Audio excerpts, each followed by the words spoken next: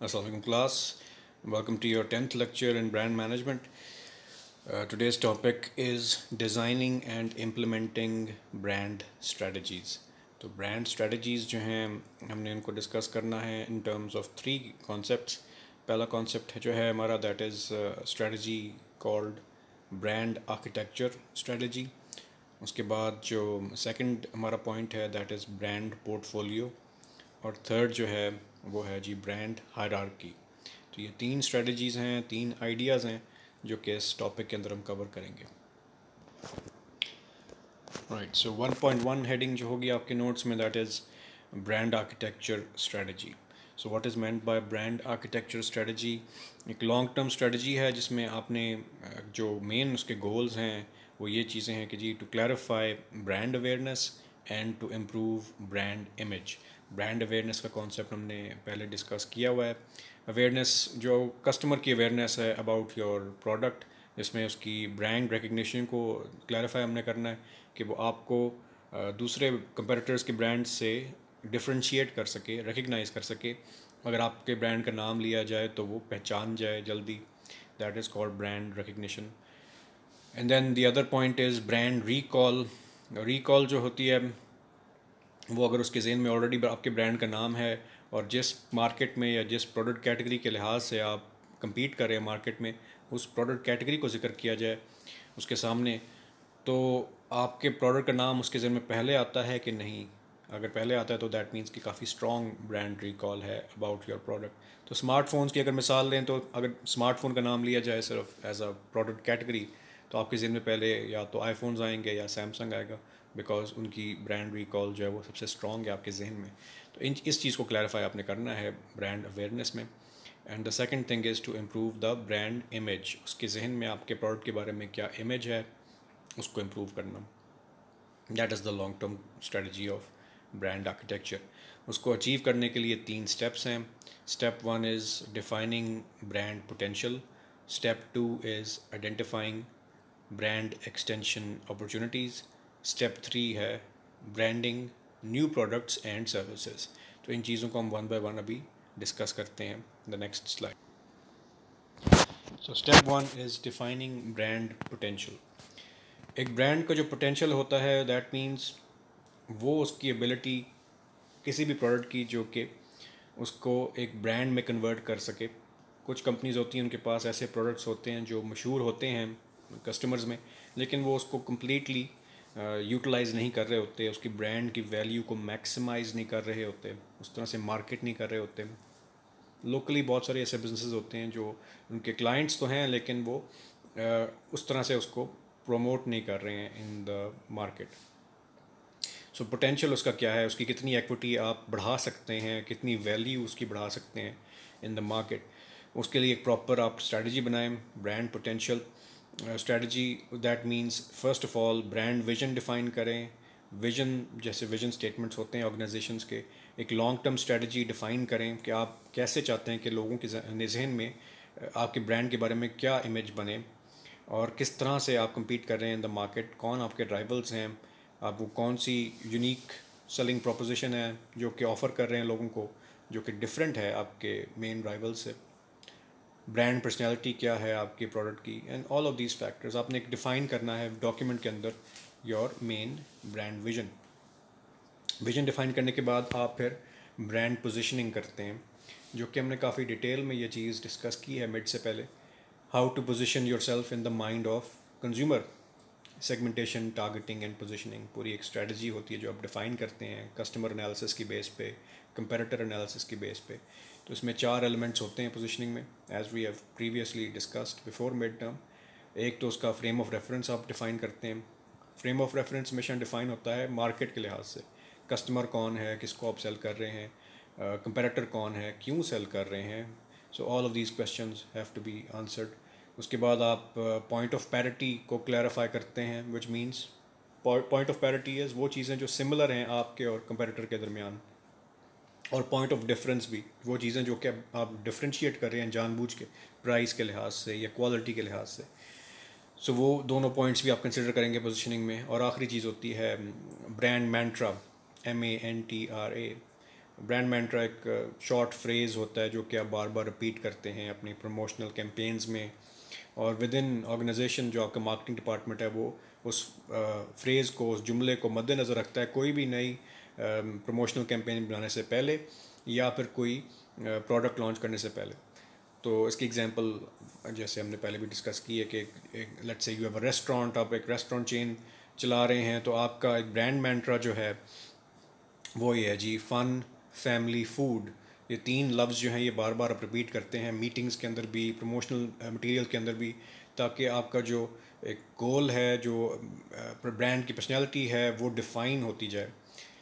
इसमें तीन लफ्ज़ जो हैं वो, हर वर्ड जो है वो एक एस्पेक्ट है ब्रांड मैंट्रा का। फॉर एग्ज़ाम्पल जो वर्ड फ़न है, it is an emotional modifier, emotions को कन्वे कर रहा है। जो लफ्ज़ फैमिली है वो उसका डिस्क्रिप्टिव मॉडिफायर है, क्योंकि वो डिस्क्राइब कर रहा है कि किस तरह का माहौल है, किस तरह का इन्वायरमेंट आप दे रहे हैं लोगों को।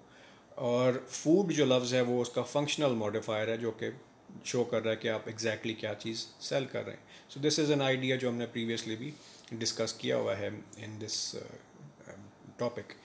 सो दैट इज़ ब्रांड मैंट्रा। और ये चार चीज़ें जो हैं, frame of reference, point of parity, point of difference और brand mantra, these four things are combined and called brand positioning. तो पोजिशनिंग के अंदर आप ये चीज़ें डिफ़ाइन करते हैं। उसके बाद ब्रांड बाउंड्री है। ब्रांड बाउंड्रीज़ से मुराद है अगर आपके मुख्तलिफ़ किस्म के ब्रांड्स हैं जो कि आप एक मार्केट के अंदर सेल कर रहे हैं, तो किस तरह से आप डिफ़ाइन करेंगे कि आपने अपने ब्रांड को डिफरेंट मार्केट्स में सेल करना है या एक ही मार्केट में सेल करना है। आपने अपनी बाउंड्रीज़ डिफ़ाइन करनी है। कुछ ब्रांड्स जो होते हैं वो सिर्फ एक ही चीज़ सेल करेंगे और वो उसी पर फोकस करेंगे, उससे हटेंगे नहीं।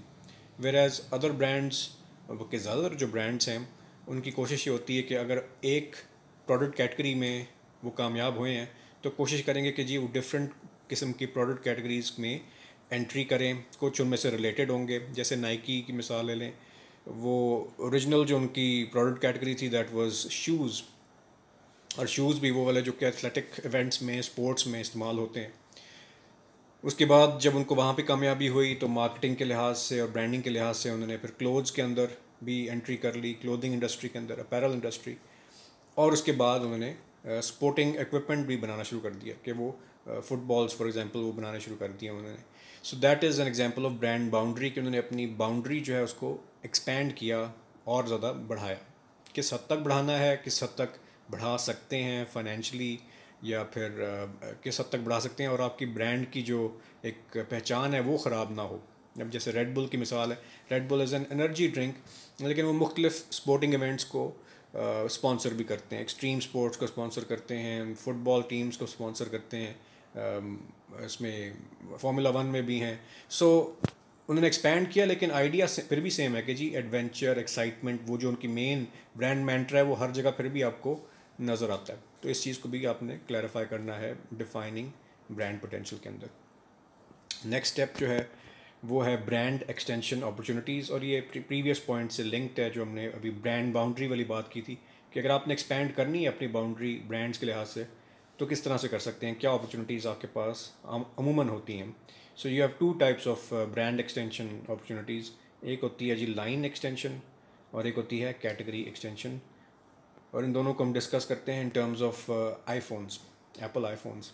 अब आईफोन जो है उसकी वेरिएशंस होती हैं, there are different types of iPhones. जब भी कोई नया आईफोन आता है उसके डिफरेंट आगे फर्दर सब ब्रांड्स या वेरिएशंस आपको नज़र आती हैं। सो जो चीपेस्ट उसका वर्जन है एंट्री लेवल या बजट जो आईफोन है उसको हम कहते हैं आईफोन SE, जो कि 2020 में ही आया था। सो that is an example of line extension. आपकी जो लाइन है, product line is the iPhone, उसमें आपने एक नया प्रोडक्ट जो है वो शामिल कर दिया। तो लाइन एक्सटेंशन क्या होती है जी, new product in existing category. वो कैटेगरी एग्जिस्ट करती है ऑलरेडी, उस कैटेगरी के अंदर कंपनी जो है वो प्रोडक्ट्स बना रही है। एप्पल इज़ मेकिंग आईफोन्स या स्मार्टफोन्स इन दैट कैटेगरी, और उन्होंने अपना एक नया वर्जन उसका निकाला which is the iPhone SE। और उसका मकसद क्या है जी, it is an entry level phone. तो स्टूडेंट्स को फॉर एग्जांपल टारगेट करते हैं उसकी मार्केटिंग कैंपेन्स के अंदर। दूसरे जो एक्सटेंशन की एग्जांपल है that is category extension, new product in new category. आप नया प्रोडक्ट लॉन्च कर रहे हैं लेकिन आपके लिए प्रोडक्ट कैटेगरी भी नई है। फॉर एग्जांपल जब आईपैड्स लॉन्च किए थे तो जो टैबलेट एक मार्केट है for Apple, it was a new market. इससे पहले वो कंप्यूटर्स और सेल फोन स्मार्टफोन्स बना रहे थे, लेकिन इस मार्केट में उन्होंने अभी तक एंट्री नहीं की थी, और ये रिलेटेड मार्केट है to their existing product category. इसको रिलेटेड डाइवर्सिफिकेशन भी कहा जाता है। तो ये मिसाल है जी कैटेगरी एक्सटेंशन की। और अभी हमने जो नाइकी वाली मिसाल दी थी कि पहले वो शूज़ में थे, फिर वो क्लोथिंग में आए, उसके बाद फिर वो स्पोर्टिंग इक्विपमेंट फुटबॉल्स भी बनाने लग गए फॉर एग्जांपल। तो ये भी एग्जांपल कैटेगरी एक्सटेंशन की है। तो ये एग्जांपल्स हैं किस तरह से आप अपने ब्रांड को और एक्सपैंड कर सकते हैं। और एक्सपैंड भी इस तरह से आपने किया कि ब्रांड की जो एक इमेज है वो चेंज नहीं हुआ इन द माइंड ऑफ कंज्यूमर। वो फिर भी यही समझता है कि हाँ जी, फॉर एग्जांपल नाइकी जो है वो स्पोर्ट्स के साथ लिंक्ड है, और एप्पल का जो नाम है वो इलेक्ट्रॉनिक्स के साथ लिंक्ड है। तो वो चीज़ डाइल्यूट नहीं हुई, वो ख़राब नहीं हुई इन द माइंड ऑफ कंज्यूमर। फिर जो स्टेप 3 है ब्रांड आर्किटेक्चर स्ट्रेटजी का, उसको हम कहते हैं जी branding new products and services. कि अब आपके सामने डिफरेंट लाइन एक्सटेंशंस और कैटेगरी एक्सटेंशंस की मिसाल आ गई है, डिफरेंट किस्म के प्रोडक्ट्स आप बना रहे हैं या बनाने लगे हैं, तो किस तरह से आपने उनको फर्दर डिफ़ाइन करना है ब्रांड अवेयरनेस और ब्रांड इमेज के लिहाज से। इसमें भी जो पहला पॉइंट है वो हमने डिस्कस किया हुआ है, ब्रांड एलिमेंट्स। हर प्रोडक्ट और हर सर्विस का जो लोगो है, brand name, packaging, tag line, characters, mascots, jingles, font और यूआरएल, ये सारी चीज़ें आपने कैसे डिफ़ाइन की हैं जो कि डिफ्रेंशिएट भी कर रही हैं आपको from your comparators. And that is very important कि जी ब्रांड एलिमेंट्स ऐसे हों जो कि अट्रैक्टिव हों। इस चीज़ को हमने प्रीवियसली डिटेल में डिस्कस किया हुआ है। सेकेंड पॉइंट जो है वो है सब ब्रांडिंग। जब आपके पास एक से ज़्यादा ब्रांड्स हों और आपका जो ऑर्गेनाइजेशन जो है, कंपनी जो है, company itself is a brand name, जैसे यूनिलीवर की मिसाल है, और यूनिलीवर आगे फर्दर बहुत सारे ब्रांड्स को सेल कर रहा है, तो वो जो उसके आगे ब्रांड्स हैं दोज आर कॉल्ड सब ब्रांड्स। फॉर एग्जांपल कनौर है, लिप्टन है, Dove, x, clear, lux, life boy, Walls, Surf and Sunsilk. These are all examples of sub brands। और इन सब ब्रांड्स को भी आप फिर फर्दर डिफाइन करते हैं, वो किन के साथ compete कर रहे हैं मार्केट में, क्या उनकी पोजीशनिंग है एंड सो ऑन। लेकिन सब ब्रांड्स जो हैं सारे अंडर पेरेंट ब्रांड आते हैं यूनिलीवर। और जो इस तरह की ऑर्गेनाइजेशंस होती हैं, यूनिलीवर जैसी ऑर्गेनाइजेशन जो है उसको हम हाउस ऑफ ब्रांड्स भी का नाम देते हैं। हर ऑर्गेनाइजेशन, हर मल्टीनेशनल कंपनी ज़रूरी नहीं है कि हाउस ऑफ ब्रांड ही हो, लेकिन इसकी जो बेस्ट एग्जांपल है उसके में पीएनजी है, नेस्ले है, यूनिलीवर है, हाउस ऑफ ब्रांड्स। या इसको कंग्लोमरेट भी कहते हैं, CONGLOMERATE, कंग्लोमरेट। हमारे यहाँ उसको ग्रुप ऑफ कंपनीज, जो एक बड़ा कॉमन सा एक फ्रेज़ है, ग्रुप ऑफ आत्मा ग्रुप ऑफ कंपनीज जैसे है, या Aladdin group of companies. So these are examples of house of brands. So that was the topic of architecture strategy। brand architecture strategy कैसे define करनी है, उसके 3 steps क्या है। Second जो हमारा point है that is brand portfolios। Right, so brand portfolios।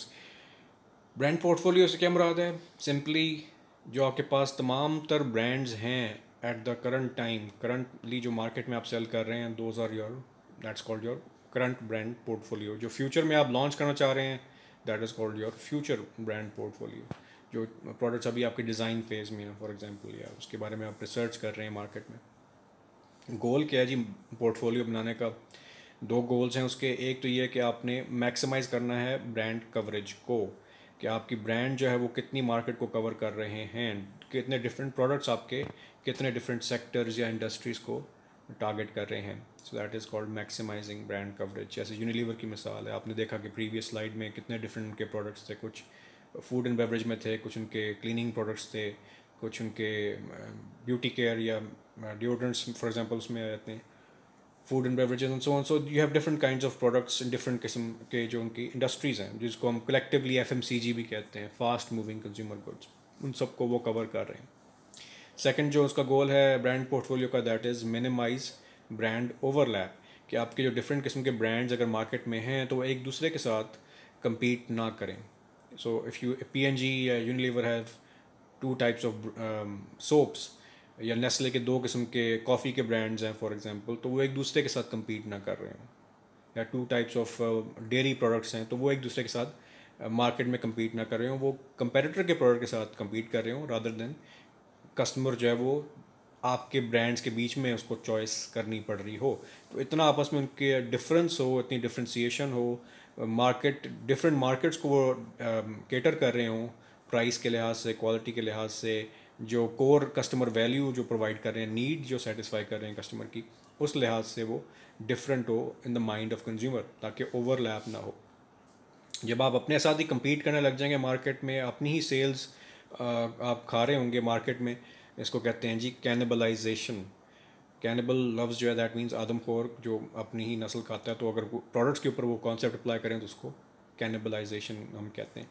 तो वो चीज़ आपने अवॉइड करनी होती है इस कॉन्सेप्ट के अंदर। सर्विसेज में भी ऐसे हो सकता है कैनिबलाइजेशन। जैसे बैंक्स में इस बात का ख्याल रखा जाता है कि आपकी ब्रांचेस जो हैं वो बहुत करीब ना हो, ताकि आप एक ही मार्केट में जो ब्रांचेस हैं आपकी, वो आपस में कम्पीट ना करने लग जाएं।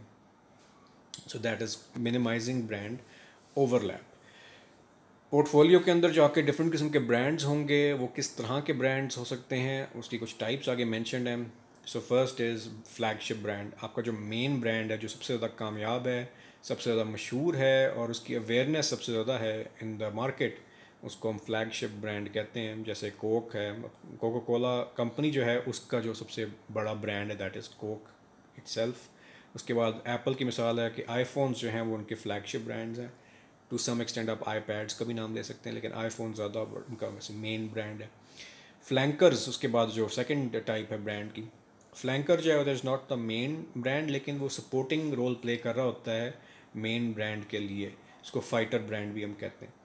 सो फ्लैंकर जो है उसकी मिसाल अब दसानी की है, which is a bottled water brand bye Coke, और ये कम्पीट करता है पेप्सी के एक्वाफिना ब्रांड के साथ।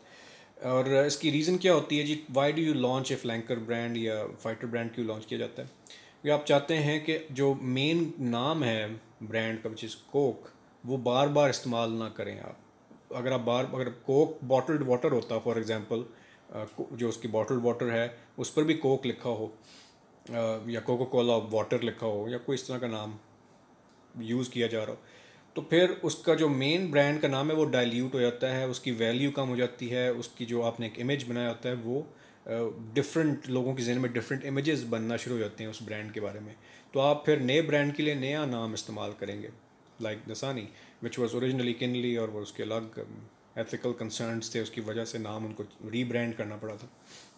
सो you have this example of using different brand names. अगर आप कोई नया प्रोडक्ट लॉन्च कर रहे हैं जो इसमें कैटेगरी भी डिफरेंट है, कैटेगरी एक्सटेंशन की बात जो हम कर रहे हैं, तो उसमें अक्सर हमें नया ब्रांड जो है वो नज़र आता है नेम के लिहाज से। सो that is a flanker brand.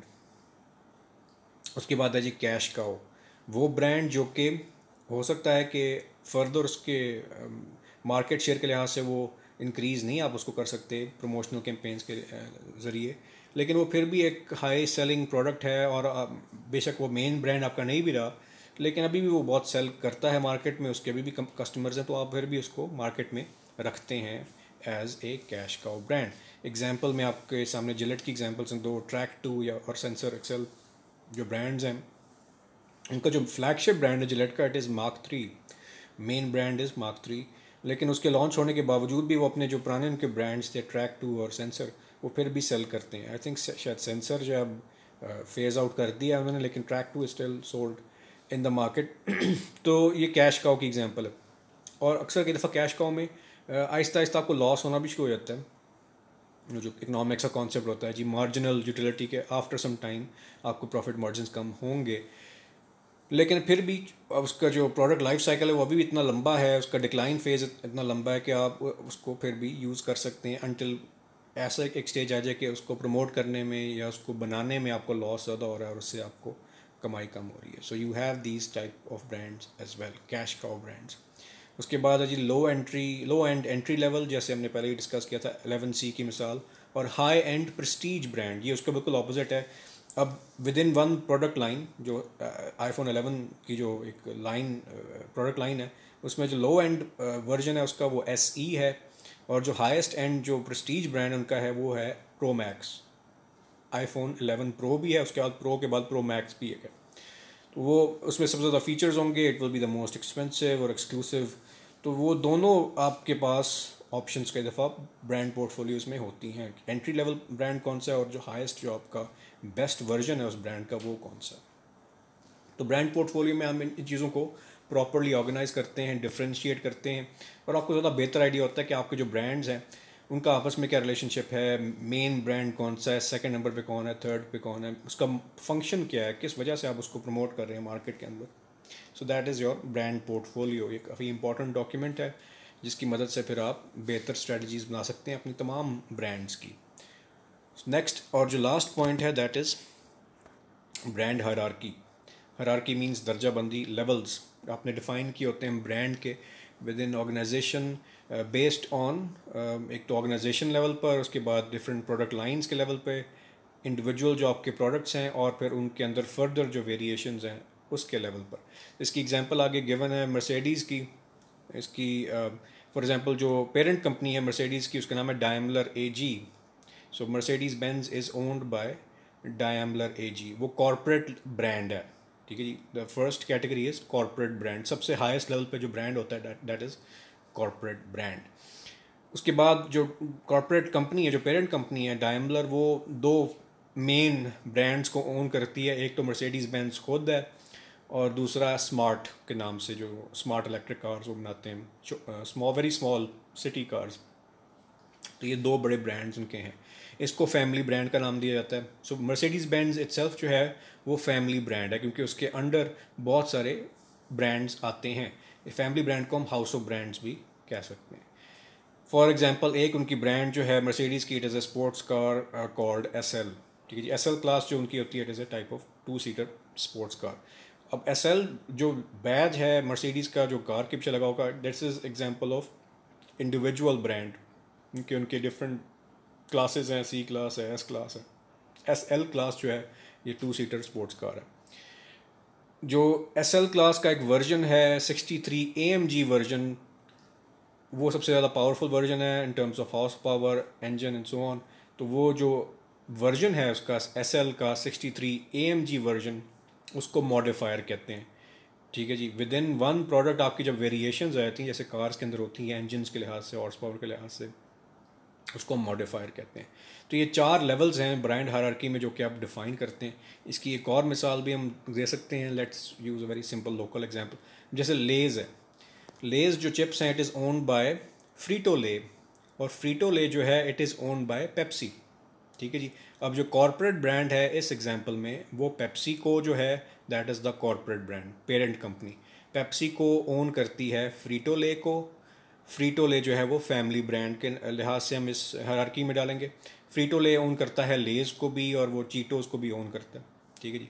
सो लेज़ जो है that is one individual brand.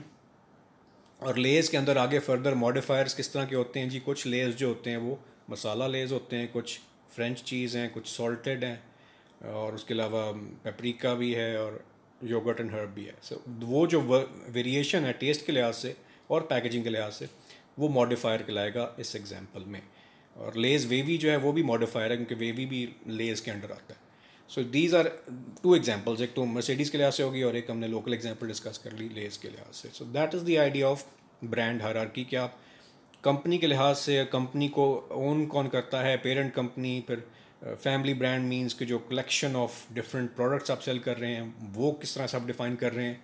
हर एक जो सब ब्रांड है उसको हम इंडिविजुअल ब्रांड कहेंगे, वो किस तरह से डिफ़ाइन हो रहा है, और उसमें हर इंडिविजुअल ब्रांड के अंदर फर्दर वेरिएशन किस तरह से आ रही है, साइज़ के लिहाज से, कलर के लिहाज से, या टेस्ट या फ्लेवर के लिहाज से, जैसे खाने पीने की अशिया में होता है।